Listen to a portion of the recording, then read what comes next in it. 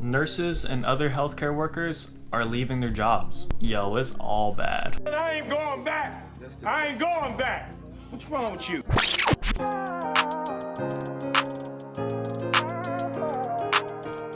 What's good, you guys? This NWA here, Nurse Pat. Today, we're coming at you with some sentimental heat. So something I've been noticing lately is that not only my hospital, but other hospitals have been very short-staffed lately. You'll see tons of news articles with headlines like this: nursing is in crisis, staff shortages put patients at risk. Hospitals face a shortage of nurses as COVID cases soar. Nurse shortages in California reaching crisis point. You know, that's not only fear-mongering, it's actual facts. Both nurses and CNAs, they're coming in early or working overtime. Oh, you poor thing.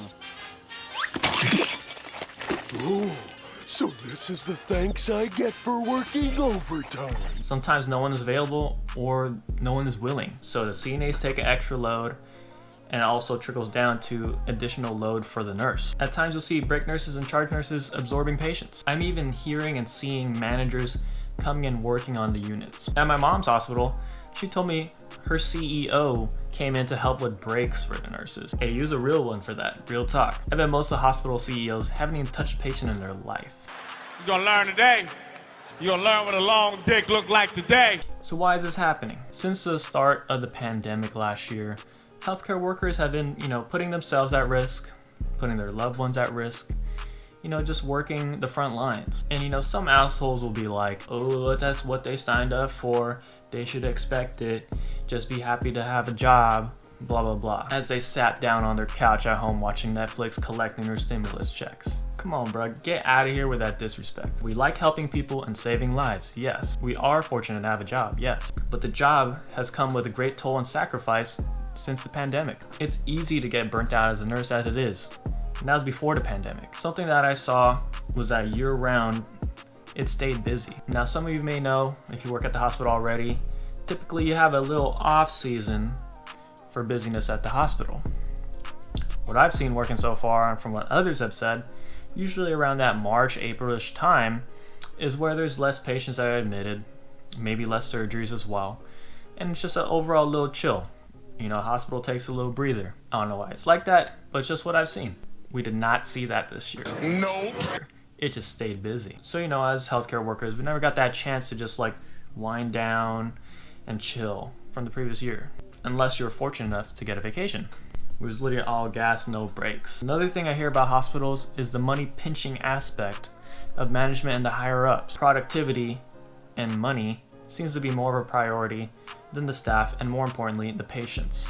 I get that hospitals lost a ton of money last year when they mandated to cancel or hold elective surgeries. However, that doesn't mean you gotta cut back on things, take away benefits, and be super tight with your staffing. Ultimately, that falls down on the patients. And then you got the CEOs and the higher ups getting bonuses and raises. There's a lot of politics that go on that I hear about. Now, another thing that seems to be contributing to people leaving the profession is the mandates for people to get vaccines. Now, I'm not gonna get into the politics of that. You're the judge to do whatever you want with your body. It's none of my business. It's none of my business. However, as someone who takes care of COVID patients at the hospital, what I do see these past couple months is that the unvaccinated patients are much more admitted, and they deteriorate a lot faster. They're not doing so hot.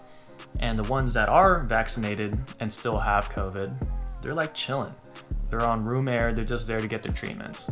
Straight chilling. Anyways, to wrap up this video, here are my thoughts. I don't blame people for leaving the profession during these times. People have a right to do what's best for themselves and to protect their family. However, I do believe some of us need to stay strong and step up, because somebody has to. These patients aren't going to get better on their own. The reality is, the less nurses and CNAs there are at the hospital, the more short-staffed you are, the more people are going to die. And that's just facts. Now, I know this is a touchy subject, but I felt like I need to make a video on it. Let me know what you think about things in the comments below. Do you agree or disagree? Be sure to comment, like, and subscribe if you're feeling the content. And as always, stay safe, stay humble. I'm out.